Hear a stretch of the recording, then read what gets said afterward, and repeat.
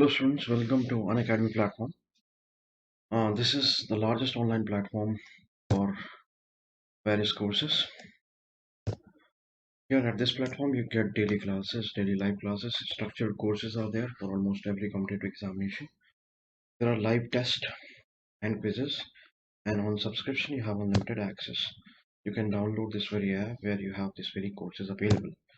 Now that's about me. My name is Amit Pratap Singh.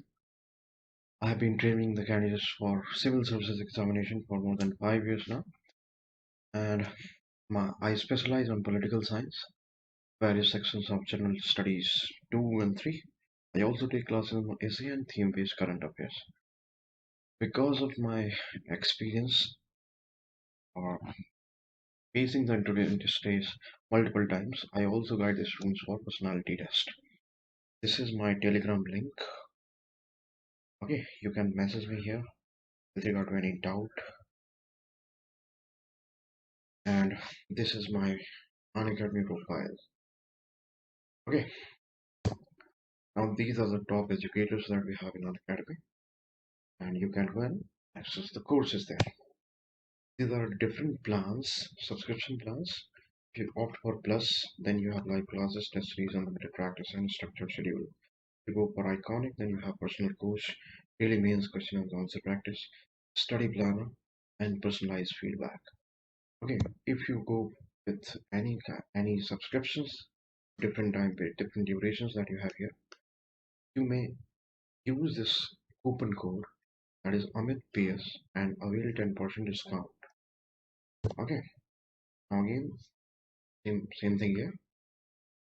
The subscription plan for different durations, you can choose according to your requirement. And again, if you use this very discount coupon code, that is Amit PS, you get a 10% discount on it. Okay, every subscription. So these are the different subscription plans.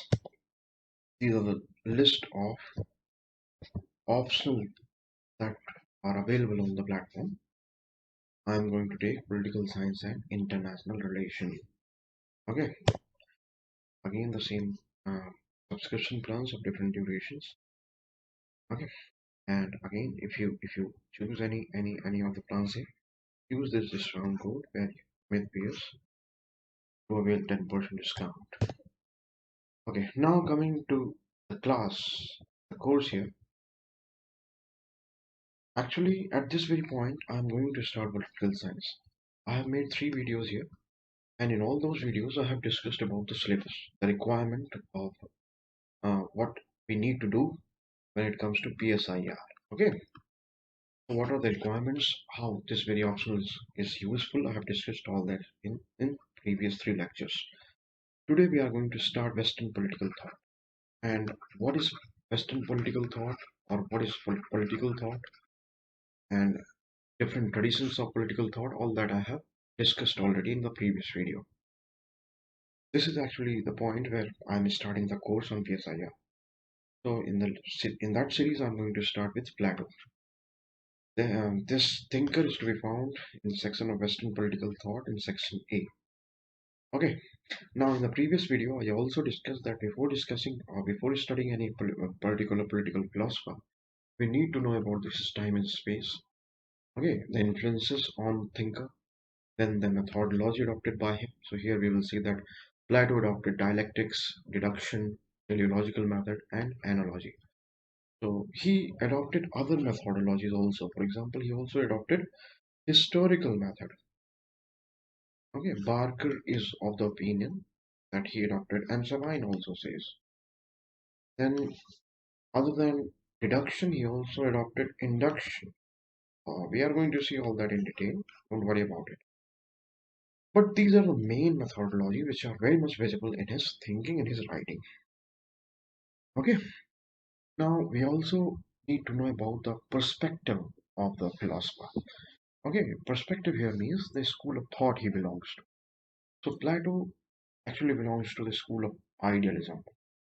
He's not just he's not just someone who belongs to that tradition. He is actually the father of political idealism. I told you These are the scholars who actually, not scholars or the thinkers who belong to this school of thought, that is idealism, consider ideas to be of utmost importance. Okay, now coming to the other part, this is actually the blueprint that I'm going to give, and then I will talk on these blueprints in detail. Important works by the thinker. So here by Plato we have this very book Republic, then Crito, Apology, Statesman, and Laws. Now under this important work, three works are very important: the Republic, Statesman, and the Laws. Important in the sense that other works are also important, but as I told you in previous videos also, that these political philosophers are actually philosophers, and we are just concerned in our PSIR syllabus, we are just concerned about their political thoughts. So these three works are important with respect to the political philosophy or the political thought of the thinker. Okay, and among these three, the Republic is going to be the most important one. Okay, now after that we see the main ideas of the thinker. So theory of justice is there, and then there's theory of ideas, and then there's theory of justice, and theory of education. Then his scheme of communism, that is communism of family and property. Lastly, we are also going to evaluate the thinker, and we'll have proper criticism or critical evaluation of the thinker. We will see how other thinkers or other scholars, what they have got to say about Plato. Okay, so this is the blueprint that we have. Now we are going to start discussing every aspect of this very blueprint. I already told you that this is the time period that Plato belongs to. Okay, from 428 to 27 to 348 to 347 BC. Okay, before Christ. Now, if we talk about the space of the geography, the region where he lived in or his birthplace, he was actually, Plato was born in ancient Greek city-state Athens. Okay, now it is a Greek city-state. Actually, ancient Greece was divided into different city-states. Okay, now these city-states, you can actually compare them with the system that we had in ancient India, which was that whole India was divided into different Mahajanpadas. So that is a kind of comparison that you can draw here in order to understand the political situation in ancient Greece. So many city-states were there. For example, Athens was there. Then there was something by this very name, Sparta. Then there was Macedonia. Okay, so many others. And when Plato was born, uh, he actually, because of his birth in aristocratic family, he had predisposition or inclination towards politics. So initially he had political ambitions, and he wanted to join politics because of his family background. But when he met his master Socrates, I talked about Socrates, okay, in the previous video, and now you know that Socrates was the master of Plato. Plato was the disciple of Socrates.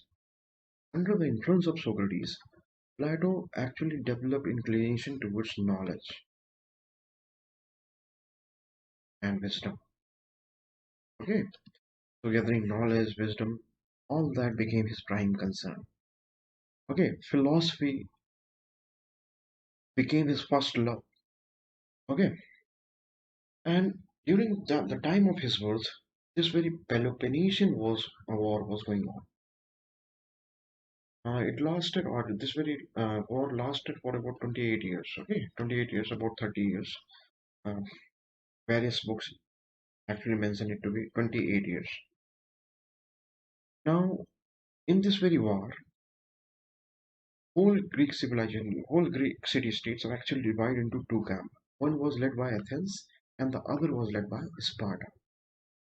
And Athens or the camp which was led by Athens was defeated by this very opponent, that is Sparta. And after the defeat, 30 tyrants, or the rule of 30 was imposed in Athens. Okay, and later this very rule was replaced by democracy. Now, this rule of 30, the people there actually entrapped Socrates and they actually executed him. One thing you should know at this very point, that Socrates was someone, as I told you about Socrates in the last video, sorry, that he used to go, or he used to approach to those people who were considered knowledgeable in Greek civilization in these city states, and then he used to inquire about their knowledge by asking certain questions. And when they answered him, for example, he used to ask that uh, what is good, what is beauty, what is justice, these kind of questions. And while he got the answers from those very people who were considered knowledgeable, he used to inquire, or he used to investigate the discrepancies in those very answers, the fallacies in those very arguments, and ultimately he used to make the other one realize that he does not know what beauty is, or what justice is, what is goodness. Okay, so that is why he became very infamous, because he was also criticizing sophists. Now, sophists were the people in Greek civilization who used to teach people by charging fee from them, and they were considered very knowledgeable. Okay, now these very people, the next generation, that is Socrates and then Plato and that Aristotle, they are going to criticize sophists a lot. Okay, but at this very moment, when we are talking about the Peloponnesian War and then again the installation of this regime of rule of 30, sophists were actually very powerful. They were very influential, and they had very good, very cordial relation with the rulers also.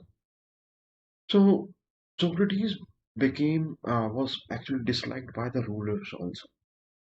And when this rule of 30 was actually installed in Athens, they were successful in entrapping Socrates by charging him with this very allegation of corrupting the youth. So Socrates was actually charged with this very crime of corrupting the youth in Greek city states. And ultimately, rule of 30 got him executed. Later, this very rule was actually replaced by democracy, but you should not confuse democracy here with any kind of virtuous rule which was installed in Athens. The people there who were in this democratic form of government, the rulers there, were actually not virtuous. Okay, so they also carried out the same kind of evil acts which was being done by rule of 30. And at this very moment, Plato was convinced that politics, or almost all politics, is actually evil unless it is managed or directed well. Okay, so this was the realization of Plato. That is why later you will see that he does not have very good opinion regarding democracy also. He does not share very good opinions with democracy. So don't confuse this very word with the notion that you have with regard to democracy. We are not talking about the kind of democracy that we actually know it, or we actually practice at present time. Okay, much detail will come about this very term later, especially in the Aristotle, when we'll study about Aristotle, that what is actually democracy, when what is the meaning of the term when these thinkers are using the term democracy. Even Aristotle is going to detest it and will provide a better alternative, or the better version of this very system of governance, what he calls to be polity. Okay, all that will come later. But at this very moment, you should know that Plato came to realize that all politics is actually evil until and unless it is managed and directed well. Now, because of this very defeat, in Peloponnesian War by Sparta, he also realized that there are various lacunas, various loopholes in the governance of Athens. There is something fundamentally wrong with the rulers here.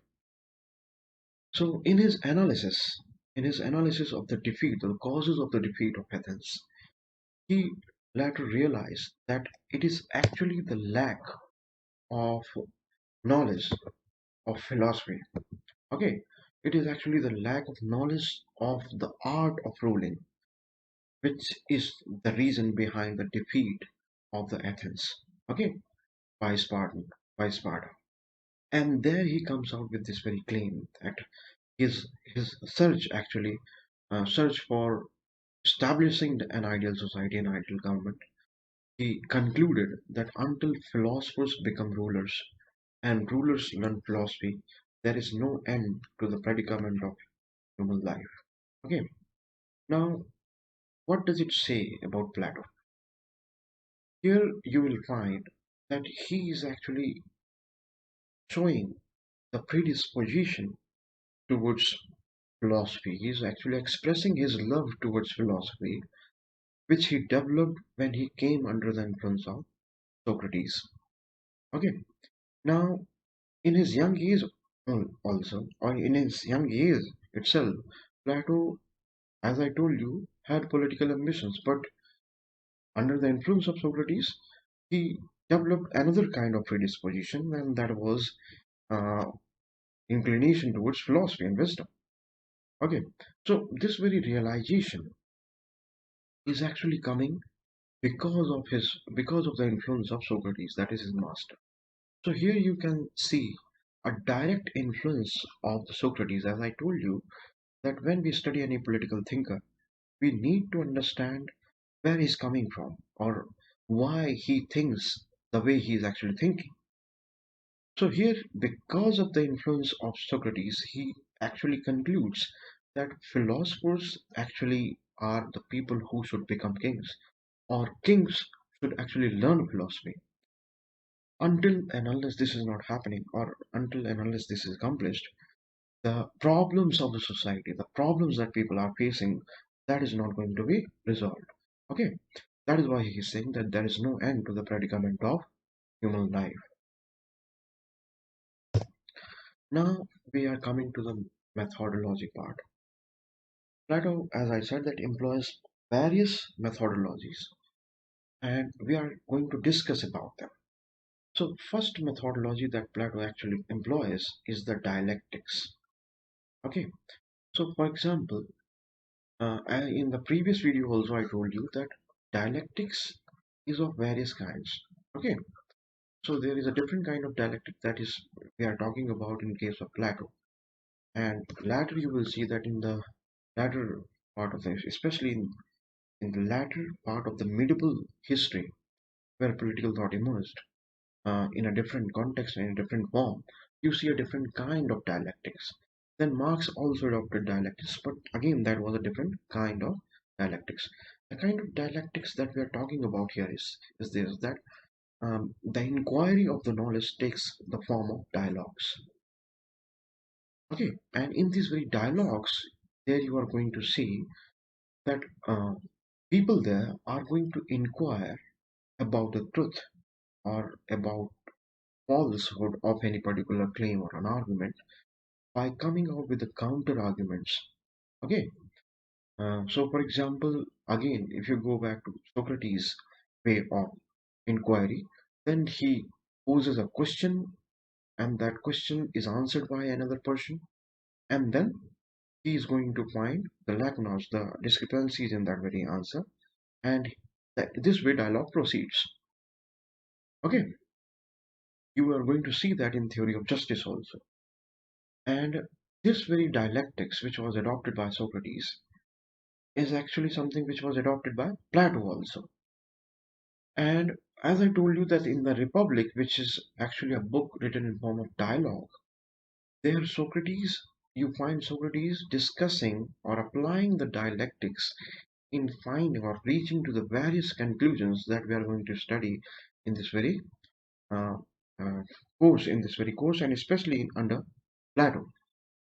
Okay, so the method here is dialectics, and that is to be seen in form of dialogues. Okay, that is to be understood in form of dialogues which are used by the thinker. Now the second method that Plato adopts is deduction. Okay, so what is deduction? There are two methods in the political philosophy or philosophy itself. That is, one is deduction and the other is induction. Okay, so induction is one, the other is deduction. This deduction methodology is also called philosophical method. Okay, so what is deduction? In this very method, what a political thinker do or what a philosopher does is that he actually has certain preconceived notions, preconceived conclusions, and then he is going to see them, he's going to realize them in different particular situations around him. So, for example, imagine that uh, in case of Plato, you will find that this very methodology be used by him in his theory of ideal state. So, Plato had a visual image of ideal state. Okay, already preconceived conclusion of ideal state. So in his mind, he was having the idea of ideal state. Okay, now he is going to apply that idea into the particular situation. That what should be the form of education, what should be the form of justice, the principle of justice, and how the society is going to be governed, how the property is going to be held by different section of population. All that particular situation, all that particular details are going to be in sync or in consonance with the conclusion that he's already having with regard to ideal state. Okay, so what he did here, as you will see in our discussion of the theory of ideal state and the institution of philosopher king and all, that he had a proper idea, a well established idea of ideal state, and then he goes to the particular situations. For example, who is going to be ruler, what are going to be the principles of justice, which kind of a scheme of education is to be adopted. These are the different particular situations that uh, he needed to actually have in order to finally realize his ideal state, which was there in his mind at the first place. Okay, so he actually went from general to particular. And what is general here? General is the very idea, the generalized idea of ideal state. And what is particular here? Different particularities with regard to the idea of ideal state, that is the scheme of education, the principle of justice, the institution of property, the classification of different section of population, assigning them different tasks. All these are particularities. So he goes to the particularities ladder.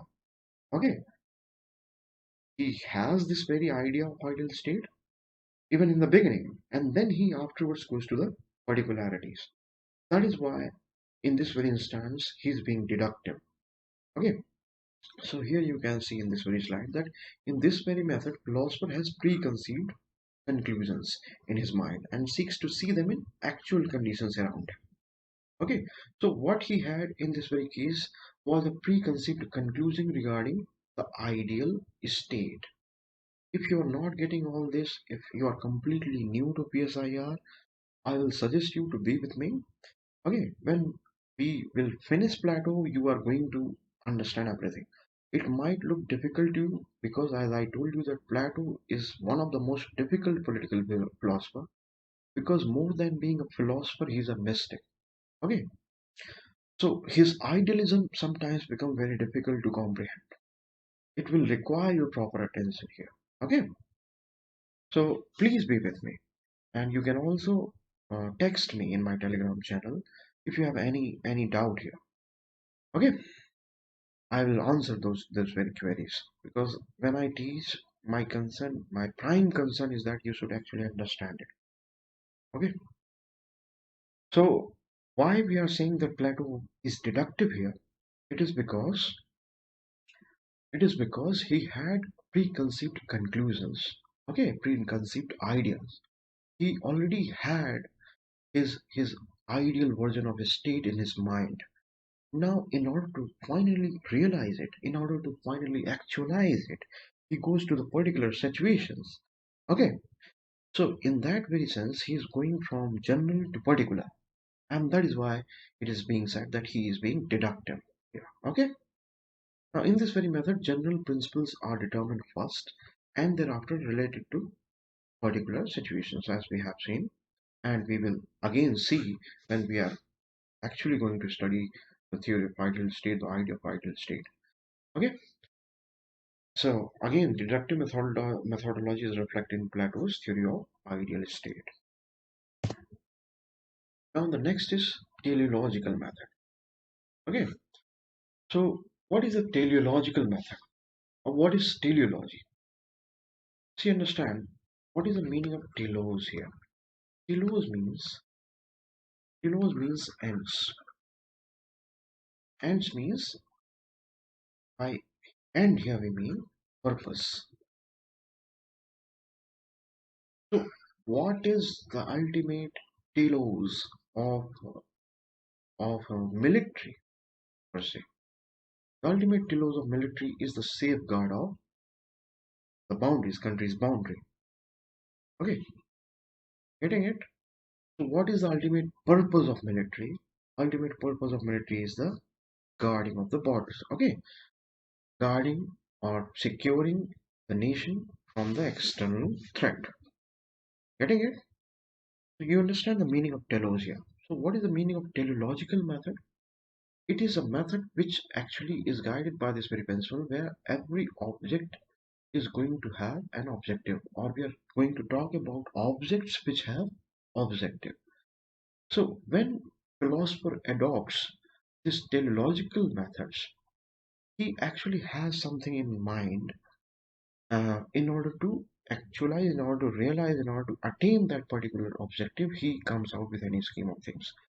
So, for example, when Plato discusses about his scheme of education, then his scheme of education or his theory of education has a teleological purpose attached to it.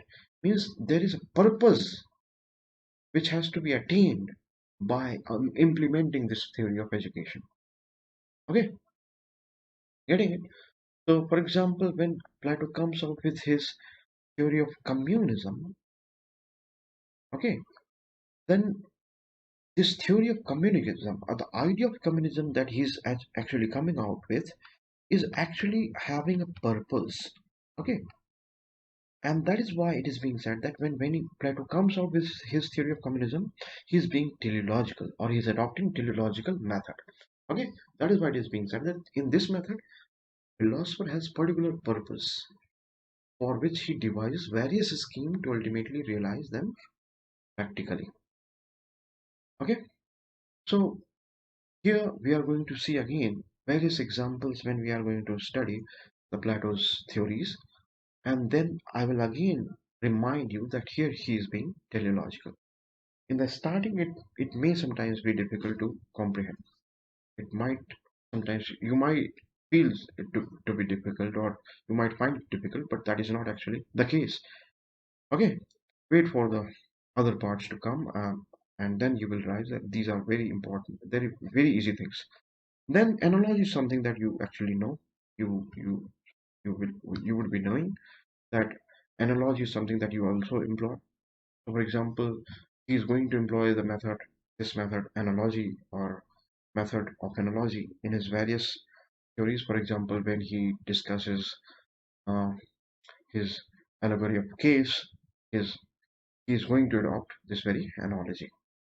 Okay, I will again remind you about these very methods when I'm going to discuss those very theories. Then he also employs the analogical method when he discusses myth of metals. So this will be more clear when I discuss myth of metals in Plato. Okay, now as I said that Plato adopts deduction, then some scholars are of the opinion that he also involves induction or inductive method. Okay, Nettleseep is one scholar who believes that Plato employs inductive methodology also because he uses or he relates theory with practice, means he is coming in this very instance, he is going from particularities, okay, to general idea, okay. And Barker, along with Metalship, Barker is also one scholar who says that Plato actually employs inductive method also. Now, when Barker makes this very claim, he says that this very inductive method is most evident when Plato is being historical in his approach. So many of the theories that Plato has come up with are actually inspired by his study of Greek city-states. Okay, history of Greek city-states, and that is why we are saying that Plato adopted inductive method also. See why we are using the word Sabine, Barker, Nettleseep, and all that, only because when we analyze any particular political thinker, then our analysis or our conclusion, our argument with regard to their theory becomes more authentic. Okay, when we back our arguments by the scholars who have actually studied them.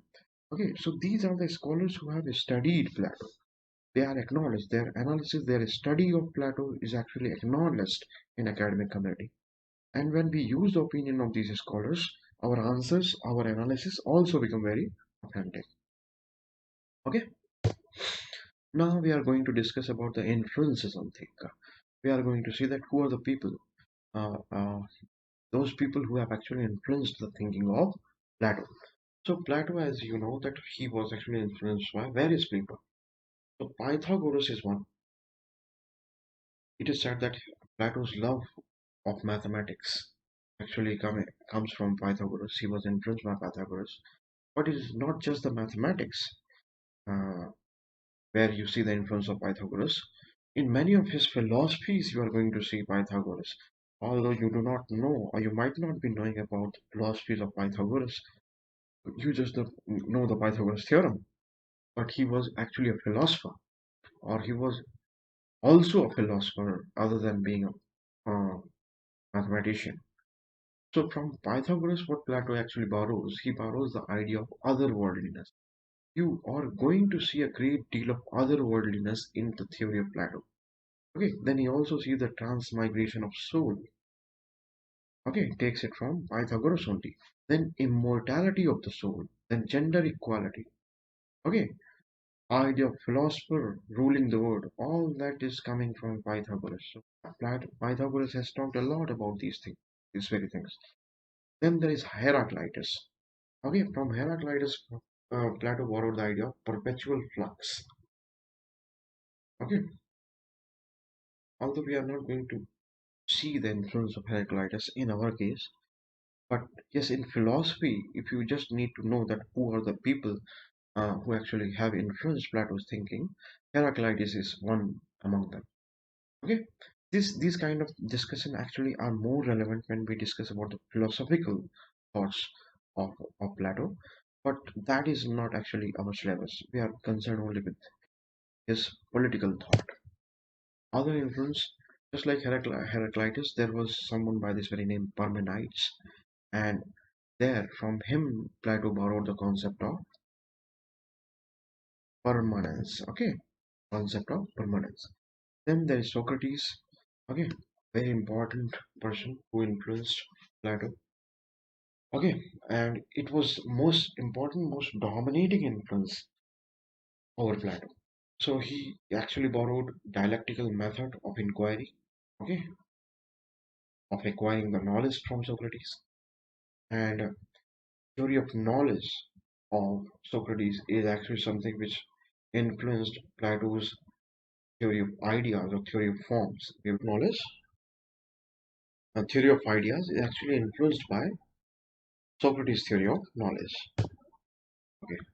Now you can see here that, as I told you, that the most profound influence on Plato has been of Socrates. So here in one instance again you will find the influence of Socrates on Plato, where Socrates says that only an examined life is worth living. Means his exact quote was something like this, and he says that an unexamined life is not worth living, or the unexamined life is not worth living. What he means to say here is this, that one needs to continuously reflect on one's life or one's action and conduct. Okay, only that kind of examination, that kind of constant scrutiny over one's life is going to make it worth living. Okay, now we are going to study about Socrates' theory of knowledge. Now, this is going to be very important because Plato's theory of forms is actually related with Socrates' theory of knowledge. Okay, so there it becomes very useful, it becomes very important to actually understand it fully. So now Plato, who used to come with this very statement frequently, that is virtuous knowledge, he took it from Socrates. Now, what is the meaning of this very word? Virtue is is knowledge.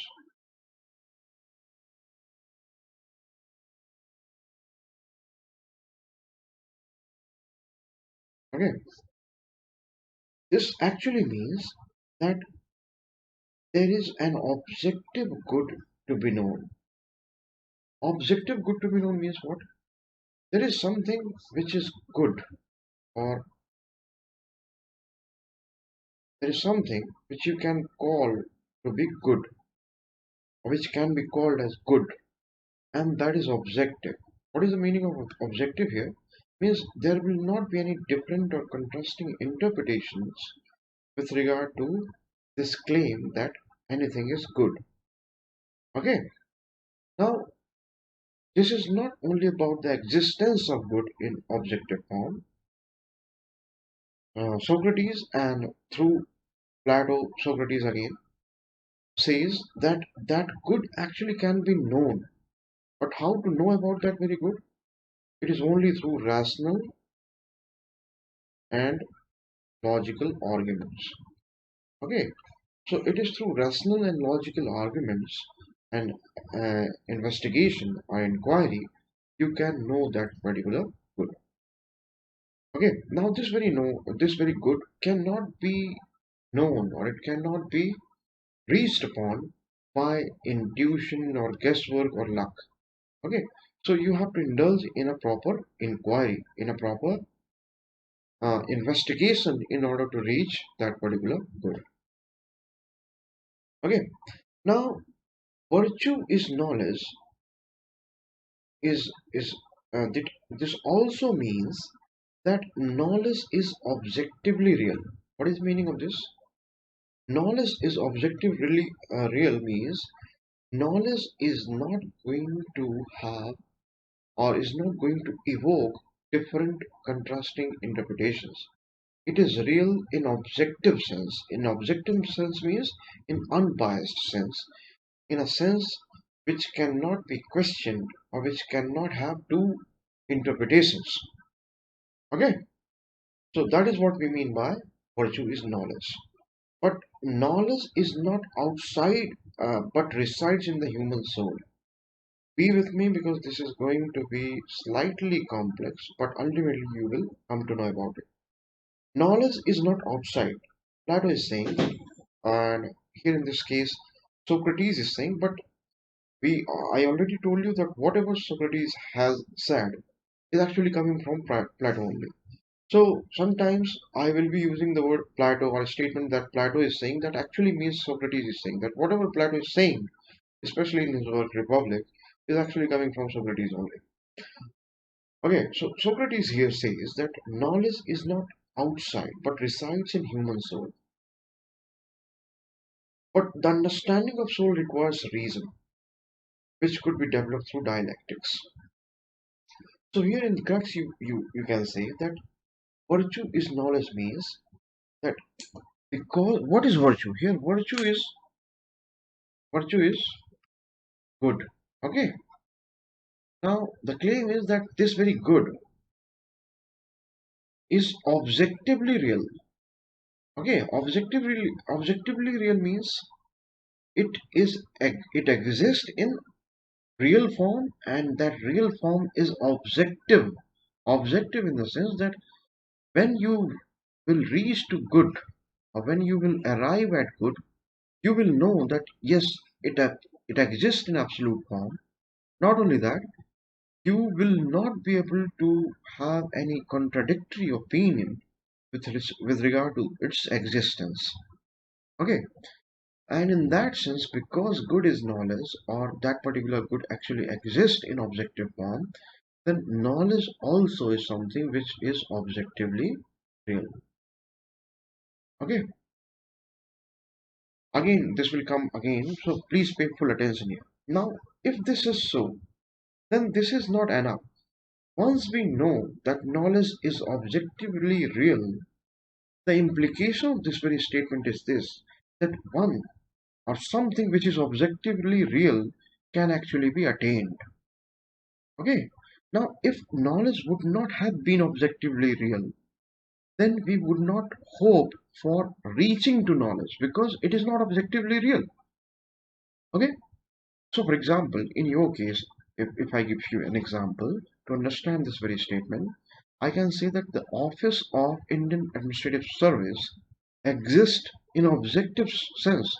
So it is the objective reality that the office of IAS exists. Only because of this objective reality that office of IAS exists, you can hope to reach here. Okay, you can hope to become IAS officer only because the office of IAS exists in objectively real sense. Getting it? Now, if office of IAS does not exist in objectively real sense, then you cannot hope to reach to that very office because uh, it might or it might not exist. Getting it? Now, because knowledge is objectively real, that is why it can be attained. Getting it? If it would not have existed in objectively real sense, then one cannot hope to reach to this very knowledge. Okay? Now, why knowledge exists in real sense? Again, go back to the first statement. I'm asking why knowledge exists in objectively real sense. Why this very claim is true? Because virtue is knowledge. Please follow this series of arguments. Because virtue is knowledge. Because virtue is knowledge. But what is the significance of it? And virtue here can be simply translated into good. Okay, so the first premise of this statement, the first statement is this, that good exists in objectively real form, or there is something which is objectively real about good. Okay, that is what we mean by this very statement, that which that when Plato says that virtue is knowledge, which means that there is objective good to be known. Objective good to be known. Okay, objective good means a good which exists in objectively real sense. Okay, IAS office, IAS officer's office, Indian Administrative Services office exists in objectively real sense. Getting it? Only then you can hope to reach there. Now understand here, when Plato says that virtue is knowledge, that means that there is an objective good to be known. If there would not have been a good which exists in objectively real sense, then you would not hope for reaching to that good. Okay, that goodness. Getting it? Because that good exists in objectively real sense, that is why knowledge, which is good actually, I'm just replacing the word virtue with good. Because virtue is knowledge, then good is also knowledge. Okay, because virtue that is good exists in objectively real sense, That is why knowledge will also exist in objectively real sense. Okay, now I think you have understood it. So far, you have you have concluded that knowledge exists in objectively real sense. But this is not something, or this very particular statement is not complete. Okay, now if we have concluded that knowledge exists in objectively real sense, then that our job is not over here. We have to actually achieve that knowledge. What we actually have concluded so far when we made this statement that knowledge is objectively real is that yes, there is something called knowledge, okay, which is goodness or virtue that exist in objectively real sense. Okay, now if you have concluded, and now if you know that there is something called there is something called IAS office which exists in objectively real sense, then that doesn't mean that you have become an IAS officer. Okay, so there is going to be a whole process of becoming an IAS officer. So this very statement, when it is made that knowledge is objectively real, that means our job is not done yet. Okay, it just means that yes, there is some knowledge which exists in objectively real sense, but our job remains how to attain it. Now, this very statement is actually about attaining that knowledge which exists in objectively real sense. Okay, now how to go about it, how to attain that knowledge? That knowledge, although which exists in objectively real sense, it does not reside outside. It resides in human soul. Okay, why this very statement is being made? That if it would have existed outside, then other kinds of inquiry, other kinds of investigation would have been required or will be required to reach to that particular knowledge. But because it exists or it resides in human soul, then you will require a different kind of methodology, a different kind of investigation to reach to that particular knowledge which exists in objectively real sense, although it is yet to be attained. Now, if it resides in human soul, then the scheme of things that exist with human soul is such that you can inquire something which resides in human soul only by reasoning. Okay, and for reasoning, you need to adopt dialectics. Okay, so you need to adopt dialectics in order to come out with reason, and only through reason you will be able to investigate about something which exists in or which resides in human soul. Okay, so the whole crux of this very argument is this, that virtue is knowledge means there is an objective good to be known, okay, which can be known, and that good actually resides in human soul. Because that objective good or objectively real good exists, and that is knowledge, that would mean that knowledge also exists in objectively real sense. But another condition is this, that that knowledge actually resides in human soul. Okay,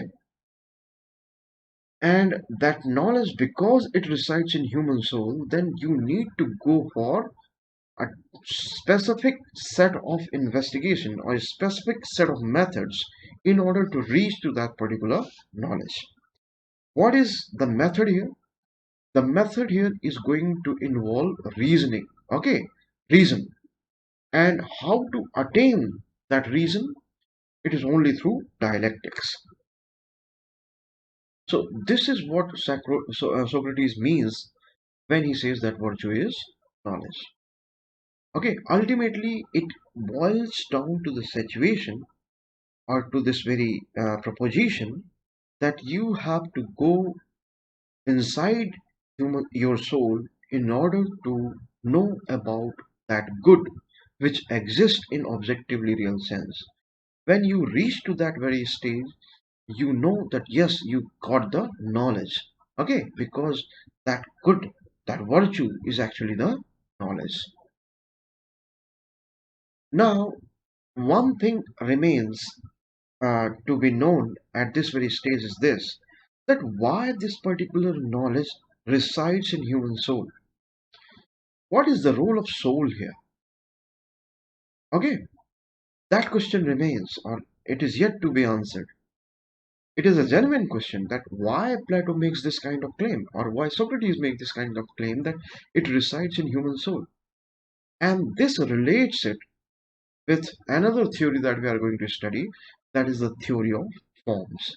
Okay, I'm just indicating something here, although you need to keep this very thing in mind in order to understand theory of forms fully.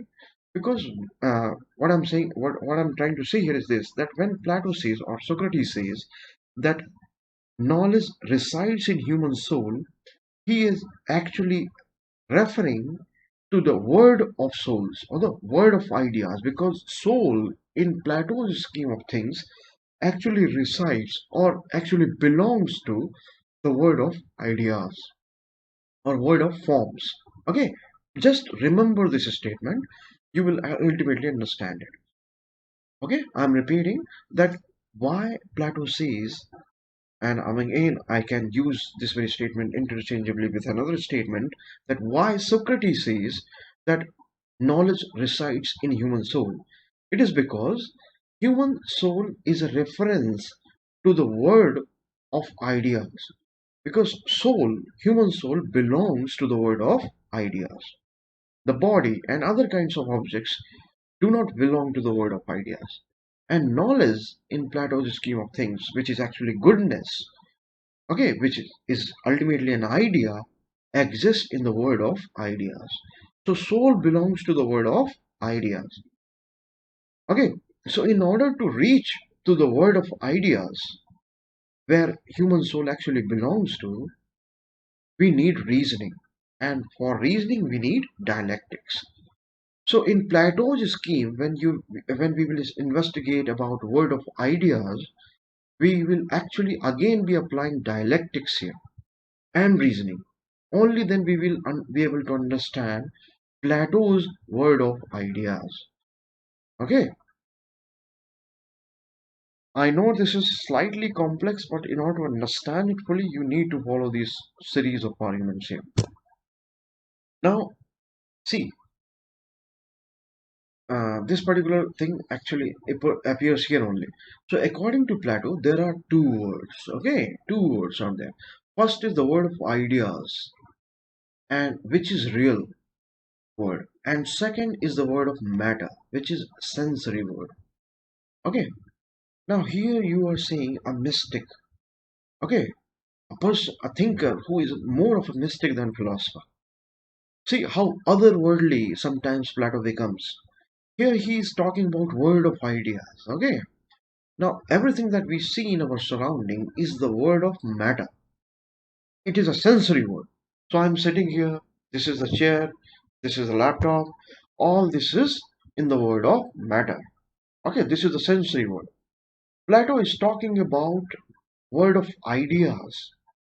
Okay, and human soul belongs to that word of ideas. When one investigates about the knowledge which resides in word of ideas, or which resides in human soul, it actually resides in word of ideas. And there exists the objectively real knowledge. There exists objectively real good. Okay, getting it? And what is knowledge? Knowledge is nothing but objectively real thing. And because good is objectively real, that is why knowledge is virtue, which can be also said as virtue is knowledge. I am repeating, knowledge is to be found in human soul. Human soul belongs to the world of ideas. Okay. Now, word of ideas, in word of ideas, you will find reality. Or in word of ideas, you will find goodness, which exists in objectively real sense. Because virtue is knowledge, that means goodness is knowledge, then because goodness resides in the world of ideas, that is why knowledge also resides in the world of ideas.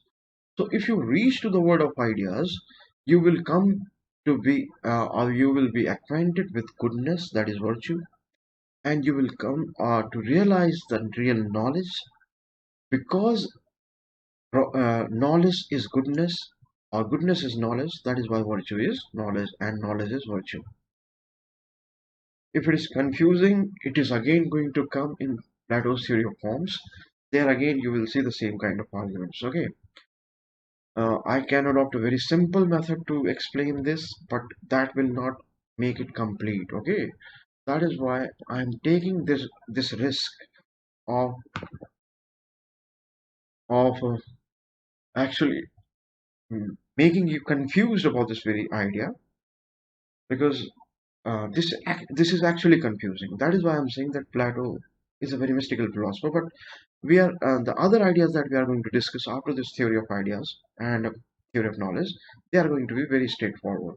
Okay, there is another way to teach this very thing which is very easy, but you will not be able to realize or to be able to appreciate this very argument fully.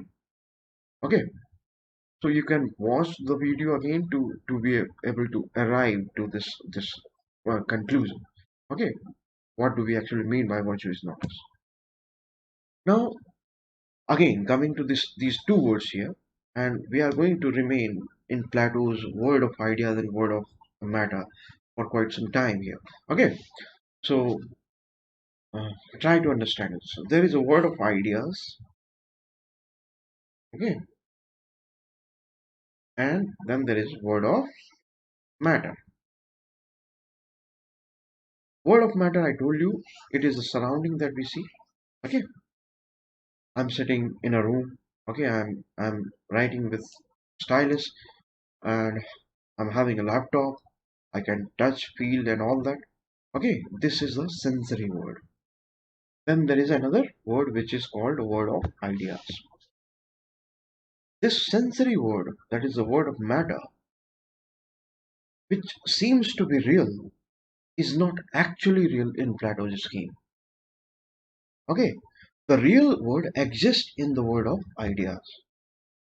So this laptop, this stylus, this T-shirt, this very room, which actually becomes or which actually looks very real, is not actually real. Okay, so this very word that we are seeing in our surrounding is actually the shadow of the actually real world, or the really real world which exists in the world of ideas. Okay, so what is this that we are seeing here? This is the copy of the real world. Okay, this is the copy of the real world. So this very laptop, this very stylus, this all these are the copies of the real thing that exists in world of ideas according to Plato. Okay, and human soul also actually originally belongs to the world of ideas. Now, if we do soul searching, if we investigate our soul through reasoning and dialectics, we have this very hope of reaching to the knowledge or having access to that world of ideas. And that is possible only through reasoning and dialectics. Okay, so Plato says, and I can also use this statement, Socrates says that sensory world is not real because things in this world are constantly changing. So its existence can be experienced in daily life, but it was not real. Okay, so sensory world, again, sensory world means this world that you are seeing around you. That uh, that is not real. Okay, but why it is not real? Plato is coming out with her reasoning here. This is not real because this is constantly changing. Okay, now one example may be that when you were at the age of 10, okay, when you were 10-year old, then you were something else. At this very age, you might be 21-year old, and now you call yourself by using the same name, but can you say that you are the same person at this very age? Now you are 21. You used to be 10 sometime at some time. That is what Plato is actually referring to. Because you are changing continuously, that is actually the reason Plato is giving. Plato calls that particular phenomena to be the reason of his statement or his logic that you are not real. The very proof that the very fact that you are actually changing every minute or every second is the proof that you are not real, or you're just the shadow of something which exists in very real form in the world of ideas. Okay, so although you might think of yourself as someone who is real, are not actually real because you are changing constantly. Okay, you are becoming older constantly. So things are changing here constantly, and that is the proof that they are not real. The real things will not change, they will exist in constant state, okay, for all time to come. And those things belong to the real world. And what is the real world? The real world is the world of ideas. And that is why, again, recall that when I said that knowledge exists in real world or knowledge exists in objectively real sense, that means knowledge is not going to change. Okay, because it is not going to change, one can hope to actually attain it. If it is changing, then there is no point in attaining it. Getting it? Okay, so you can hold the water in your hand, but you cannot hold the stream. Okay, so if you hold the stream, the moment you hold the stream, it becomes water. It is not a stream anymore. So that is the kind of argument Plato is coming out with. So don't confuse a stream with water. That is what he is saying. Getting it? Another example, that don't confuse a stream to be with water which you can store. You cannot store the stream or the flowing water. The moment you you try to store the flowing water, it is no more flowing water. The knowledge in that sense is what? It is a stored water. The stored thing, the things that do not change actually reside in the world of ideas. Those things which are constantly changing reside in the world of matter. And our sensory world that we are living in is the world of matter. It is not real, the proof of which is this, that it is constantly changing. Okay, although its existence can be experienced in real life or daily life, even then it is not real. What is the proof of it being not real? The proof is that it is constantly changing. Okay, now understand that knowledge being fixed, permanent, and unchanging, according to Plato, is identified with the realm of the real world. Okay, okay, realm of the real world. What is real world? Real world is world of ideas. Okay, and what is virtual world, or the word which is not real? It is the word of matter. Because knowledge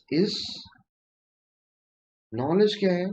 Knowledge is objectively real. Okay, because knowledge is objectively real, then it is going to be fixed. Okay, it is not going to change. It is going to be fixed and permanent. If this is the nature of knowledge, then definitely it is not going to reside in the world of matter. It is going to reside in the world of ideas. So knowledge, because of this very feature of it being fixed, permanent, and unchanging, resides in the world of ideas. Okay, now Plato draws a contrast between knowledge and opinion. Okay, so knowledge is something which is fixed. Knowledge is fixed, it is permanent. Okay, it is unchanging. It is different from opinion. Okay, why it is different from opinion? Because opinion keeps on changing. Opinion is not permanent. Okay, it is not fixed. Opinion keeps on changing. That is why opinion will be where? It will be in world of ideas or in world of matter. Opinion will belong to world of matter, because in the world of matter things constantly change. Because opinion constantly change, that is why they belong to world of ideas. And opinion does not exist in objectively real sense. It is a knowledge which exists in objectively real sense. And virtue is knowledge. Again recall, which means that was the first statement in the last slide, which means that there is an objective good to be known. Okay, there is an virtue is knowledge का मतलब है कि objective तरीके का एक good exist करता है.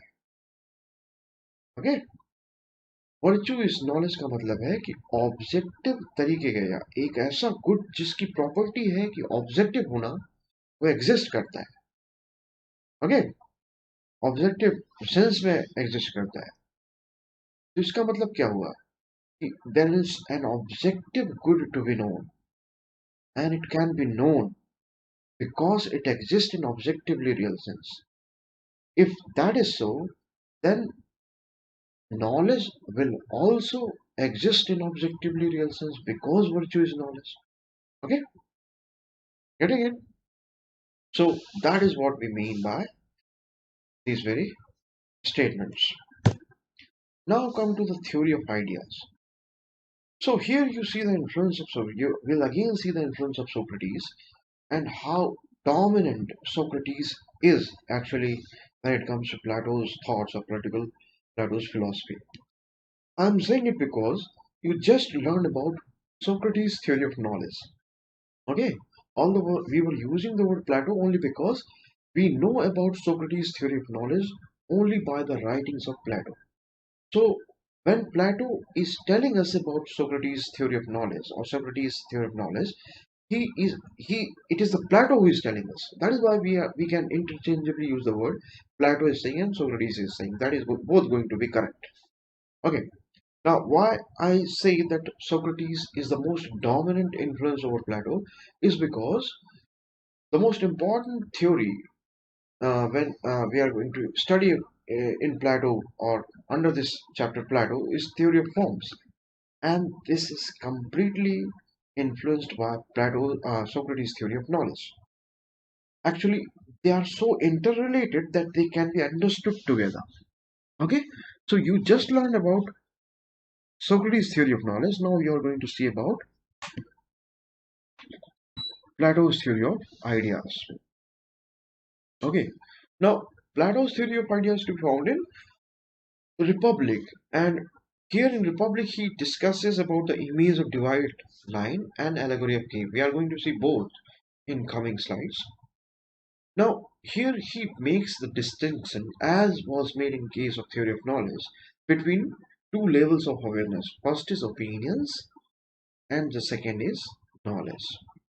Okay, we just saw the difference here under different theory. That was the theory of knowledge, okay, put forward by Socrates. Here we are going to study theory of ideas. Because they are so much interrelated, that is why we are going to repeat those arguments here again. We made a distinction, he made a distinction between two levels of awareness. First is opinion, that other is knowledge. You just learned about opinions, which belongs to the world of matter, because opinions are constantly changing. Then you also learn about knowledge, which is objectively real because it is fixed, permanent, and unchanging. It belongs to the world of ideas. Now, again, claims or assertions about the physical or visible world are opinions.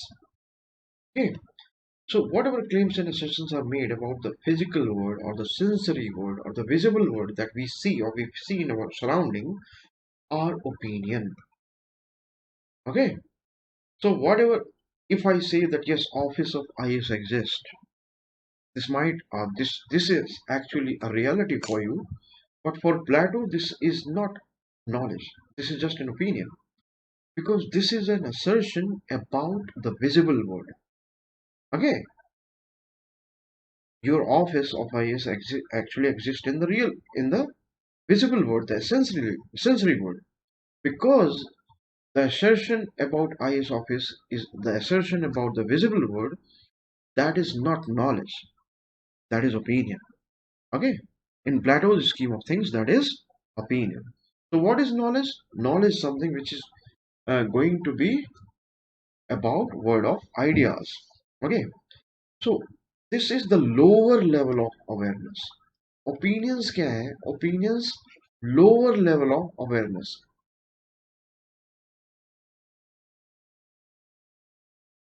Okay, all this discussion was actually to be found when he's discussing the image of divided line. We are going to see that in coming slides.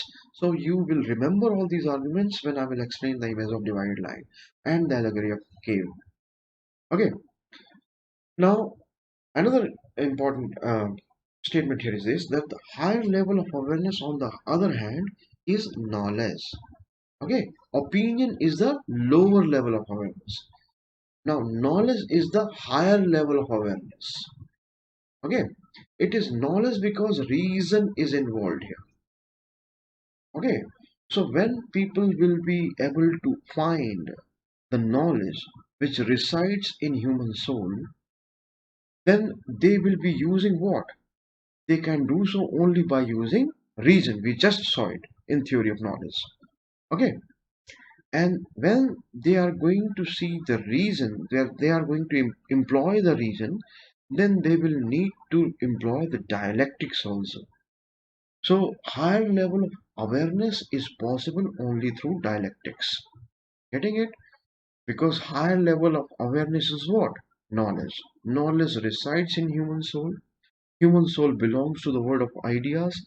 That actually makes it logical to say that knowledge belongs to the world of ideas. Okay. Now understand with by this very picture that what Plato is saying. See, you know, this is Plato, and you know the horses here. These horses actually are to be found in visible world,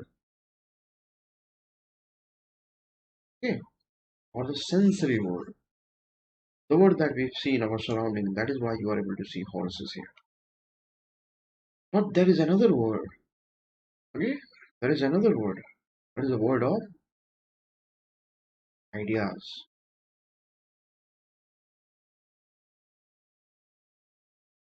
which Plato is telling us about. So we can say that this word of ideas is actually residing in Plato's head, okay? Because he is coming out with this very theory. So according to Plato, there are two words, that is visible word and the word of ideas. This visible word can also be called word of matter. So here you are seeing the horses. You see them in your real world, and not Plato's real word, because Plato's real word is the word of ideas. Okay, the word that you call real is actually the word of matter, and that is not real according to Plato.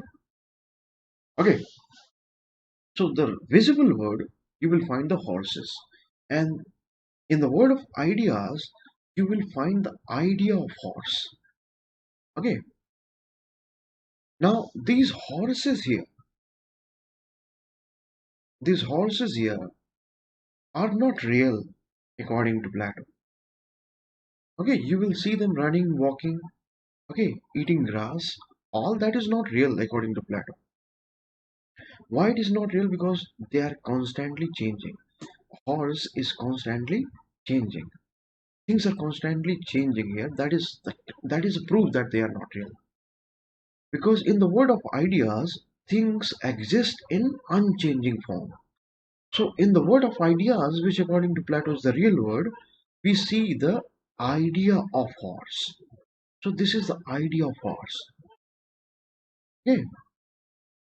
So horse has four legs, it has a tail, then it has this kind of neck. This is the idea of horse. This exists in objectively real sense. Okay, in unchanging and fixed and permanent form. These horses that you see, these horses that you see in your visible world are not real things. Okay, they do not belong to real world. Because here you will see different kind of neck. One horse will be having different kind of neck. Okay, so these are not things. One horse will be having different kind of neck, the other horse will be having a different kind of neck. Then what if you take the example of one horse alone, then that horse actually will be changing with the time. But this idea of horse is not going to change. Okay, idea of horse is not going to change. This idea of horse, or this idea of horse which exists in the world of ideas, is going to remain fixed, is going to remain permanent. This in itself is a proof that whatever that exists in the visible world is not real. Getting it? Plato in this very instance says that reality is the shadow of ideas. Reality is the shadow of ideas. So here reality means something that you perceive to be real. So for you these horses are real. Okay? But Plato is saying that reality, that is these horses, are the shadows of idea of horse. Okay? These horses which according to you are real. So this reality, this quote unquote reality, is actually the shadow of the idea of horse. Okay, getting it? So now you can see that in the world of ideas, the actual version, the real version of everything exists. And try to follow these arguments again, because again I'm going to come up with confusing statements. So I will need your full attention here. Okay, now understand that again recall the theory of knowledge when it was claimed that knowledge resides in human soul. Because knowledge is fixed, permanent, and unchanging, it can be known. But it resides in human soul, and human soul, in order to reach to that human soul, in order to reach to that knowledge which resides in human soul, you will need dialectics and reasoning. Now, the soul, as I said, belongs to the world of ideas. And that is why knowledge can be reached by searching the soul, by investigating the soul, which is possible through reason and dialectics. So, in his scheme of things, actually, soul, because it belongs to the world of ideas, knows about everything which is actually real. Okay, now, which are the things which are actually real in Plato's scheme of things are existing in the world of ideas. So according to Plato, it is the idea which is real, and not the visible things that we see in our surrounding. Because soul belongs to the world of ideas, it has seen the different ideas in the world of ideas. So it has seen soul, because it belongs to the world of ideas, because it belongs originally to the world of ideas, it has witnessed the idea of horse there. Okay, so when your soul was there in the word ideas, your soul actually knows the idea of horse. Okay, now when soul reaches here in this visible world, because it has seen the idea of horse, it is actually able to recognize that these horses are not real. Why? Because soul has seen the real version of horses here. That is the idea of horse. Soul has, because soul belongs to the world of ideas, it has seen the real version of the reality or the so-called reality that you see in the sensory world. It has seen the idea of horse in the real world. Okay, that is actually real, which according to Plato is the world of ideas. Because soul knows what is real, because soul knows the idea of horse, it sees these horses here and comes to realize that these are not real. Okay, why soul is able to recognize that these are not real? Because soul belongs to the world of ideas, and there it has seen that horse as an idea exists in the world of ideas. Okay, but now it will require you to investigate by looking into your soul. Then only you will be able to arrive yourself that the sensory world that you are living in is not real. It is a shadow of the real world, which is actually the world of ideas. Okay, so in the world of ideas, form exists. Okay, form means idea. And in visible world, forms of form exist. Okay, so horse here is the form. Okay, horse is form. And here many horses that you see of different kinds, okay, with different characteristic, are actually the forms of form. Okay, they are actually the forms of this particular form. Okay, okay, see again in a different picture you can see that this is the ideas or the word of ideas.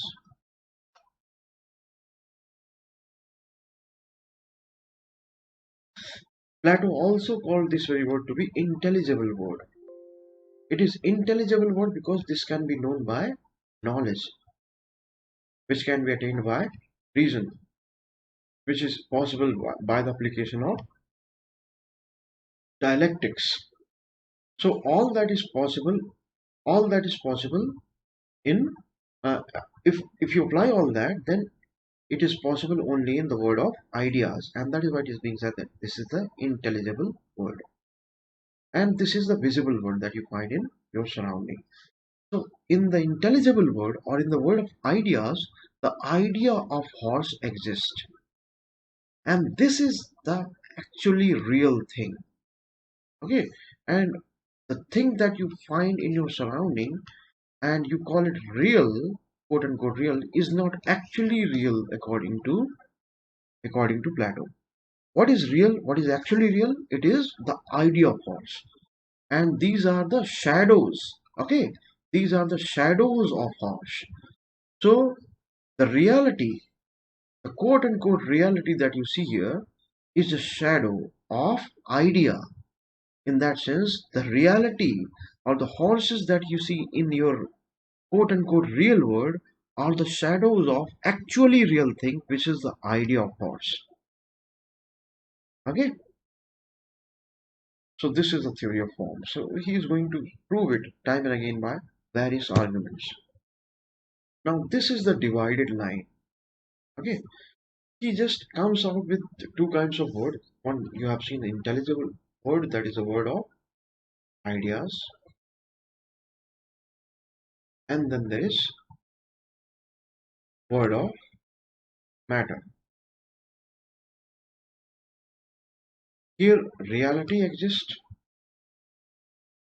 and here shadow of reality exists. Shadow of reality exists. Here exists the form. Okay, here exists the form.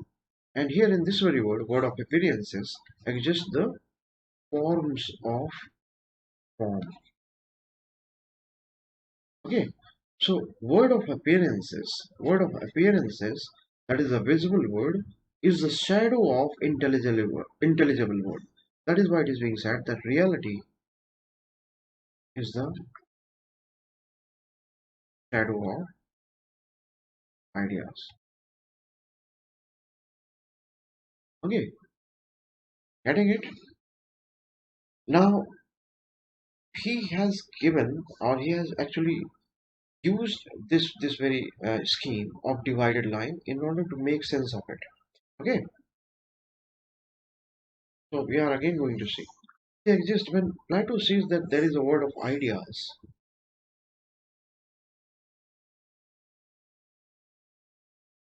and then there is visible world, a word of matter, word of word of matter.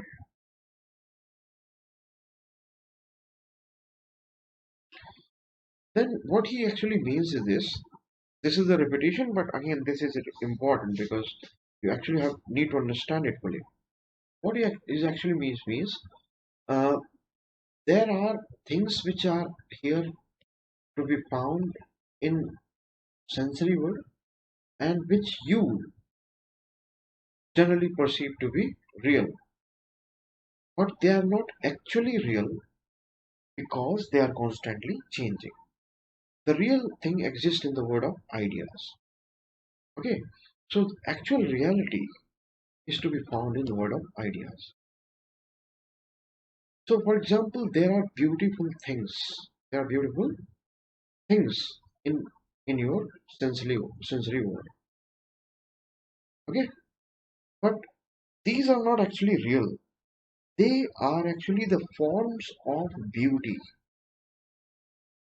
or the idea of beauty that exists in world of ideas or the real world. Okay, so he makes a difference between beauty, that is the idea of beauty, and the beautiful things. Okay, so through this divided line, he is going to again divide the different level of awareness. Okay, so first at the lowest level comes the sense, perception, and imagination. So, for example, here you will see things like imaginations like painting, sculpture, shadows, reflection, theater, fiction, unicorn. Okay, the imaginary animal, which looks like horse. So these are the lowest level of awareness. Okay, images of physical objects. So what is shadow? Shadow or painting or sculpture? These are the images of the real objects. Real objects means something that is real according to you and not according to Plato. Because real objects which are actually real will not be there in visible world. They exist in world of ideas. So things that you consider real are actually to be found in visible world. Okay. The images of physical objects are to be found here in temporary sensory world. Okay. Or material, all that is visible, all that is existing in visible world. So everything that exists from here to here exists in visible world, in your surrounding. Okay. Now this is the lowest level of awareness. Imagination is the lowest level of awareness. Then comes belief. So, for example, table, dogs, trees, cars, birds, this laptop, this stylus, this table, this wall. All these are not real. Okay, those objects are not real. So when you say that this wall exists just behind me, is not the knowledge. It is your belief. Okay, because knowledge does not exist. It does not belong to this very surrounding that we have. Knowledge exists in the world of ideas. So when I say that I'm holding this very stylus, this very object, this is a belief, this is not knowledge. Okay, why this is belief? Because this stylus is also changing, I'm also changing, this very time is also changing, everything is changing, everything is in flux here. Okay, remember Heraclitus? Again, recall Heraclitus. Here you see the influence of Heraclitus. Everything is in flux, everything is constantly changing. Because everything is constantly changing, that is a proof that it is not real. So when I say that this is a real stylus, this is my belief, this is not knowledge. Okay, this is my opinion, this is not actually knowledge. Then comes the higher level of awareness. This is the lower level of awareness. Okay, the word of appearance is the lower level of awareness. So imagination beliefs belong to the lower level of awareness. Okay, physical objects that you see in your surrounding are actually beliefs, they are not reality. Then or sculptures or the images, then if you draw a painting of any particular horse, then that is even lesser real than the thing that you consider to be real. Okay, so it is not actually a belief, it is not even a belief, your painting is not even a belief, it is just an imagination. Okay, so all that is not real.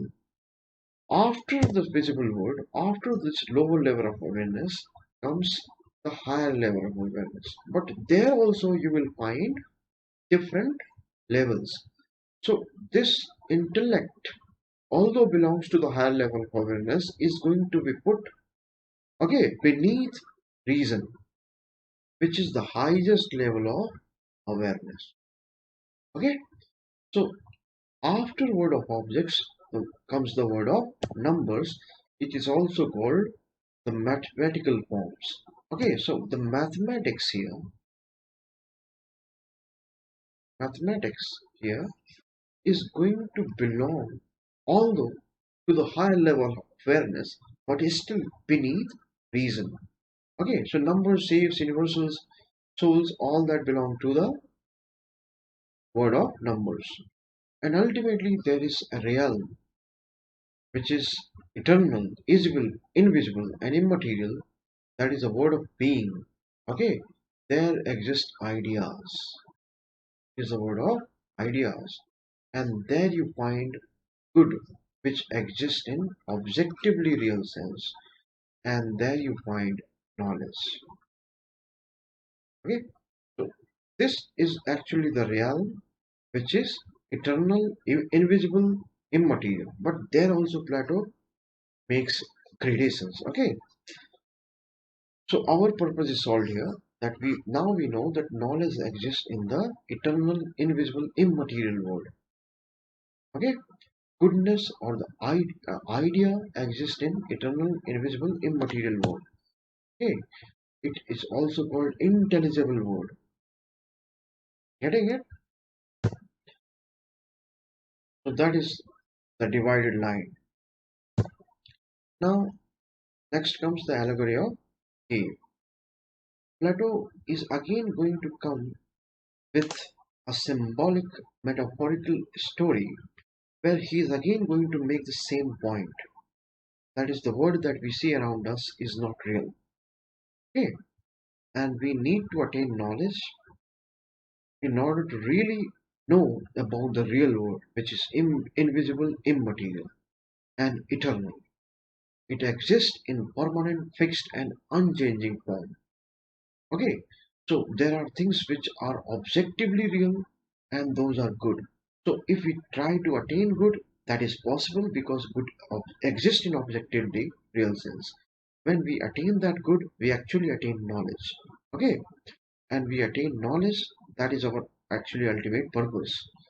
And because knowledge resides in human soul, and human soul is accessible only through reason, and reason can be applied or can be practiced only by the application of dialectics. So that is why we need bit of dialectics. That is the actual meaning of all the statements that have been made. So the very same thing as again is going to be made more clear by Plato by using this allegory of cave. This is the metaphorical symbolical story that is coming on. Okay, so allegory of cave is discussed by Plato. Okay, He describes the journey of a philosopher from the realm of ignorance to the realm of enlightenment. Okay, so here he is coming out with a story. The story is about the people, okay, who have been imprisoned or chained. They have been imprisoned, okay, in a cave. They are sitting in a cave. This cave is very dark. Nothing is visible here. Okay, now a fire is lit behind this at this very spot. You can see the fire here. And these prisoners who are chained are sitting facing their back towards, okay, they are having their back towards this very fire. Okay, so after this very fire, along between these very prisoners and the fire, you have a pathway.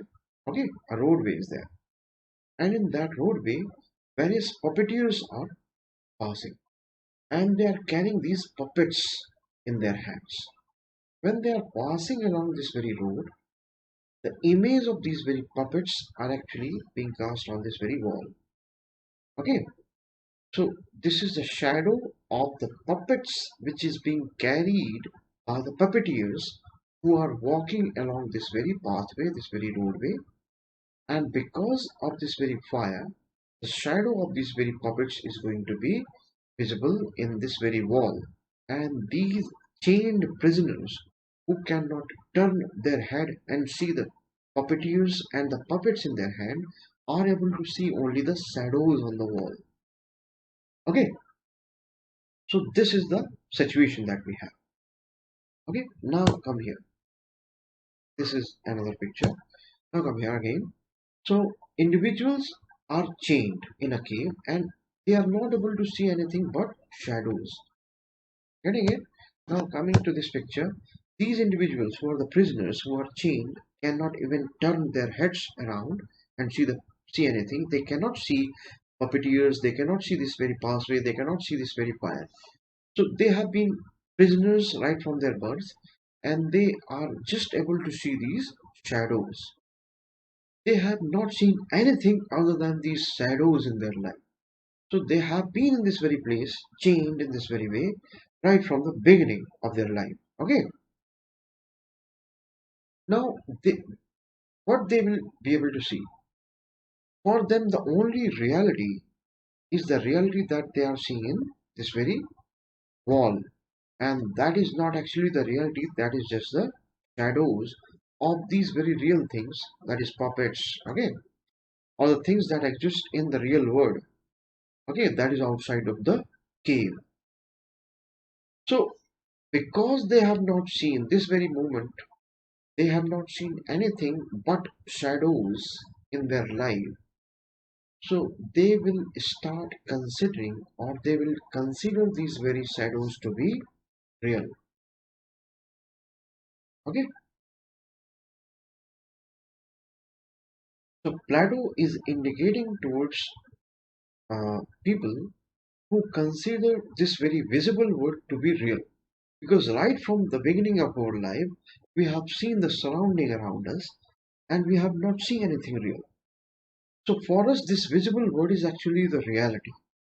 So for the prisoners here who have been here, prisoned and changed right from the beginning of their life, know nothing or hear nothing but the shadows. Okay, so for them, these shadows are going to be the only real thing. Getting it? Now, again, come to the story. What happens? One of the individual escapes from the cave and sees the light of the day. So here, in this very prison, again see this very different picture. These are the puppeteers. This is the fire, and these are the shadows. These are the real. These are the chained prisoners who can't see anything but shadows. For them, the shadows are the only real thing. One of them makes an escape. Okay, he comes out of this very cave and now see the light of the day. Now, what he is going to see? Come back to the story here again. With the help of the sun, that person sees the first time the real world. Okay, so this very person is going to see the real world. Here he is seeing the shadow of horse. Okay, the shadow of this very bird, the shadow of this very pot. Now, when he makes an escape and comes out of this very cave and see the real world, then under the influence of because of the sun that shines in this very daylight, he is going to see the real horse, the real bird, the real pot here. Okay, because he has seen the shadows of these very real objects, although it will take time, although he will take time, but ultimately he is going to realize that, oh, what I was seeing in those very walls, in that very wall, was not actually the real horse or the real pot or the real bird. It was actually the shadows of the horse, pot, or bird.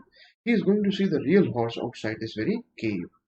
That became possible only because of the sun. Okay, so we humans living in this very visible world consider everything surrounding us to be real only because we have not seen yet, we have not seen the real version of these very things which are not actually real, which seem to be real to us. And what is the real version of, say, for example, this stylus? The real version of this very stylus is the idea of a stylus, which exists in the world of ideas.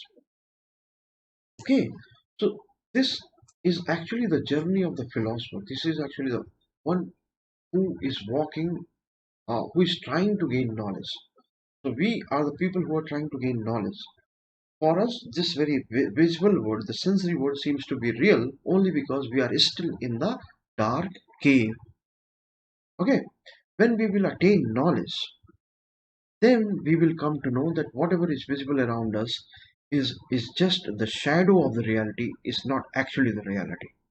Okay, so coming back to this story again, then that particular man, that particular prisoner who was successful in making the escape out of this very cave. We are talking about this very individual here, this very person.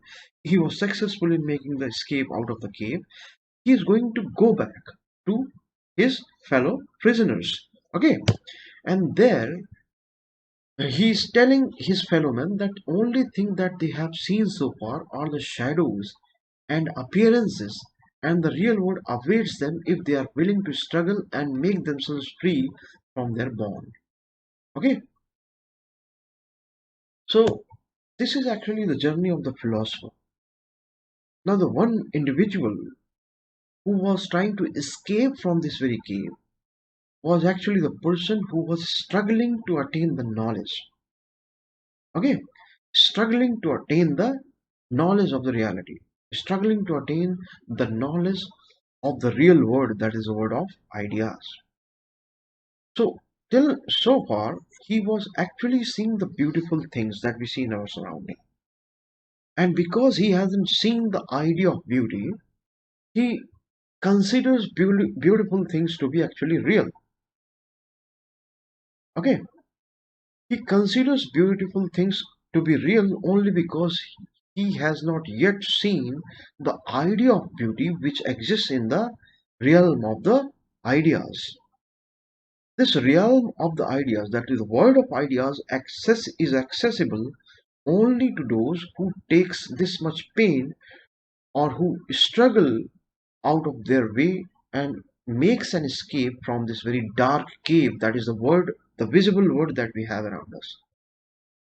Okay, so this very philosopher or this very individual who is successful in making that escape, or who carries out this very struggle, actually becomes a realized person, an enlightened person, or we can say actually becomes philosopher when he attains the knowledge, he attains the access to the world of ideas. We can say that when he attains knowledge.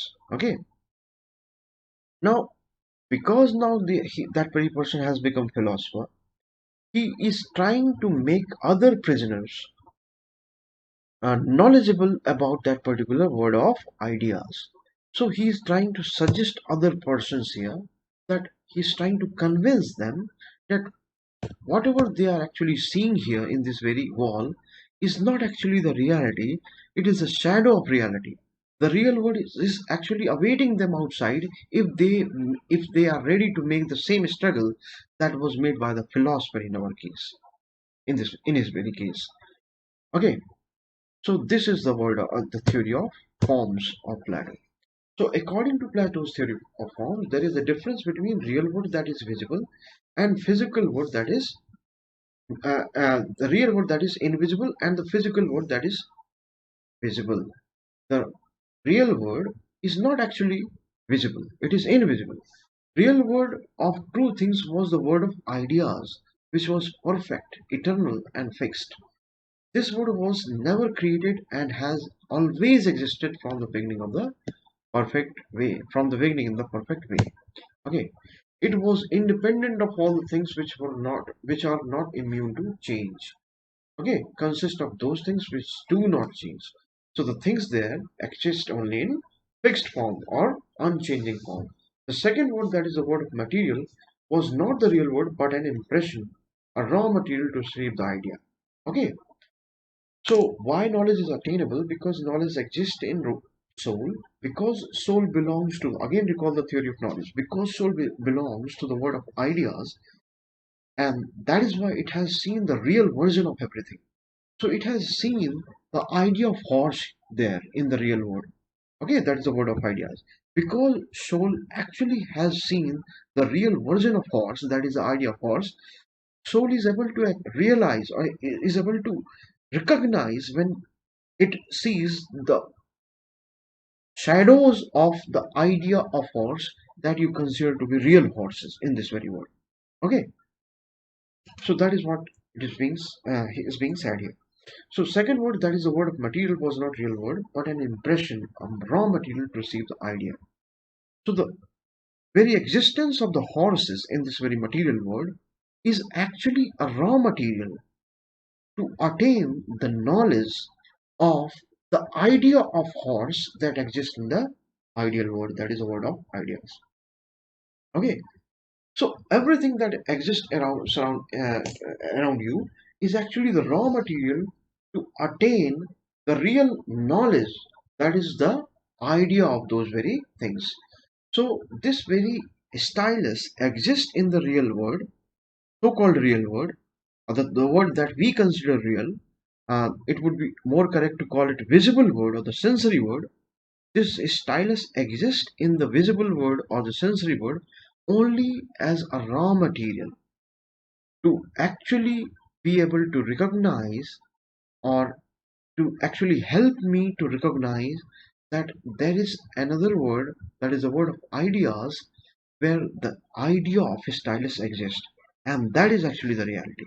This stylus is not the reality. Okay, therefore all changes and distortions in sensory world were due to matter and not the idea, because it is the matter which keeps on changing and not the idea. Okay, so things exist in imperfect form only in the visible world, only in the sensory world. Okay, now if we acknowledge, if we come to realize this very fact, that things which exist in the real world might be imperfect, that very thing is possible only when we also know that whatever is visible or here is actually the shadow of the real thing that exists in world of ideas. Okay, so I will be able to recognize, please pay full attention to this very argument. This is actually the crux of it. I will be able to realize that the real idea of stylus exists in the ideal world only when I will use this very visible world as the raw material to know about the real world. Okay, now another statement is followed here.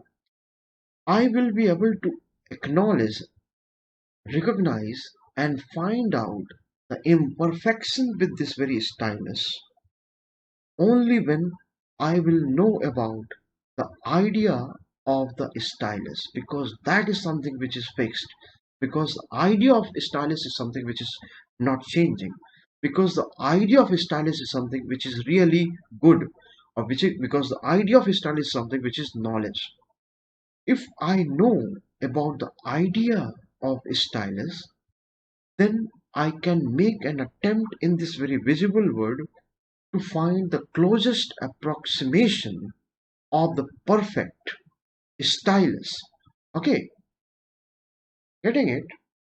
I first of all I will be able to identify the imperfections associated with the this stylus here, because because I know about the idea of stylus.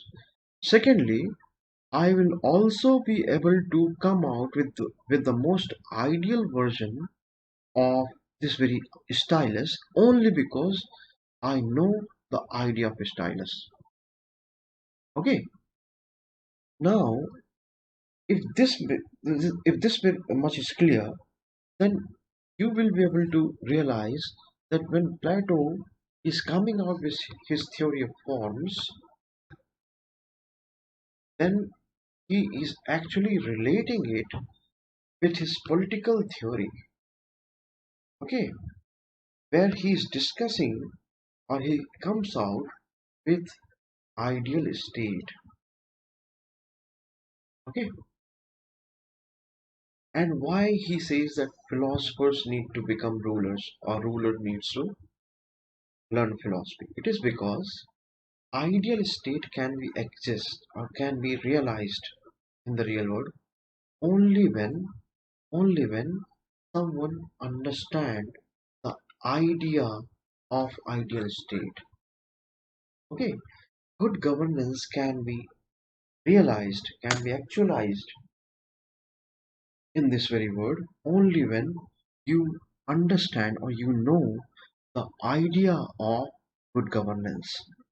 Okay, now this idea of good governance or the idea of ideal state would exist in the world of ideas. Now this world of ideas is accessible only to those who are ready to make a struggle for escaping the dark cave that is this visible world and become a philosopher. That is why he is saying that it is the philosopher who need to become rulers, because it is only the philosopher who, who actually know about the idea of the ideal state. Okay, that is why only those people who know about the idea of ideal state will actually be able to bring about the institution of ideal state in this very visible world. This is so because this is possible because of their knowledge of the world of ideas. Okay, so it is like saying that one can actually uh, create beautiful objects only when one understands the idea of beauty. Okay, idea of beauty is going to reside in the world of ideas, and we know that world of ideas is the realm of knowledge. Knowledge is objectively real. This is something which exists in human soul. Human soul, that kind of knowledge is attainable only by applying reason, and reason it can be applied by the application of dialectics. All that boils down to this very fact that it is only the philosopher who should be the kings or the rulers. Okay, or else you need rulers or those rulers who learn philosophy. Either philosophers should become the rulers or rulers should learn the philosophy. Only then we can bring about ideal state, because only then we will have rulers who will know about the idea of ideal state. Okay, so this again, I have again used this very picture only to make you clear by combining the allegory of cave and the divided line. So you can use this information in your answer, that here I have combined these two things, that is the allegory of cave and the divided line. So you will be able to actually analyze it. Okay, so there are lower level of awareness and the higher level of awareness. So this is the lower level of awareness and this is the higher level of awareness. This is the material world. Okay, material world or visible world. This is the sensory world and this is the real world.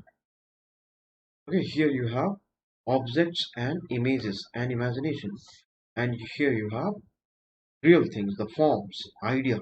Okay, this can be achieved. Here you have beautiful things. Here you have the idea of beauty. Okay, so this is something which actually is to be found if we apply the allegory of cave in the darkness of the cave, that is inside the cave, and this realm is to be found outside the cave. Okay, so there is difference between form and appearance. Plato is saying that there is difference between form and appearance. Okay, so for example, in this very picture, this is the form. Okay,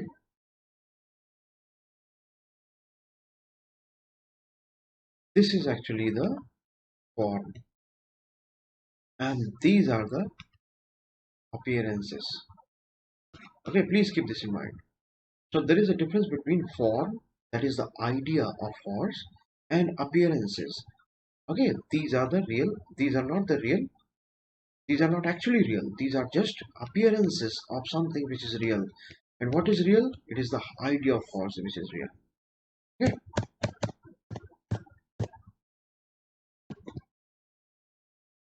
so there is a difference between form and appearances, idea and actual. Okay, so horses that you see here are actually, these horses can be called actual, but actual does not mean real. So what is real? Idea is real. So it is the idea of horse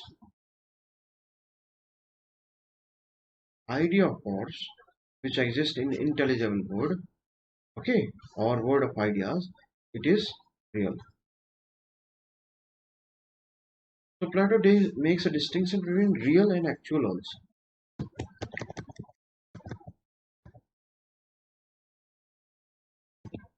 Okay, actual word can attain the real word. Okay, knowledge can replace opinion and is attainable. According to Plato, ultimate object of virtue is to attain knowledge. Virtue is knowledge, is the highest level of knowledge, and knowledge can be acquired. So virtue can also be acquired. Okay, so what is the highest form of knowledge?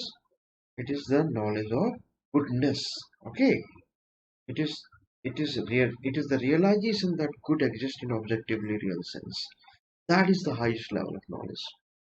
Okay, because knowledge can be acquired, because it exists in real sense. So because knowledge can be acquired and virtue is knowledge, that means what? If virtue is knowledge and knowledge can be acquired, that means virtue, that is goodness, can also be acquired. So this was about the theory of knowledge of Socrates and theory of forms of Plato. You must have realized that both are so interrelated to each other that they can be understood together. So this was all about this very lecture. In the very next lecture, we are going to continue with other theories of Plato. Okay, if you like the video, then you can subscribe and you can opt for various other plans, and you can apply this very code while you are going with any kind of subscription, and then after applying this very code, that is Amit PS, you will get 10% discount. Okay, so this was all about this very lecture. Thank you.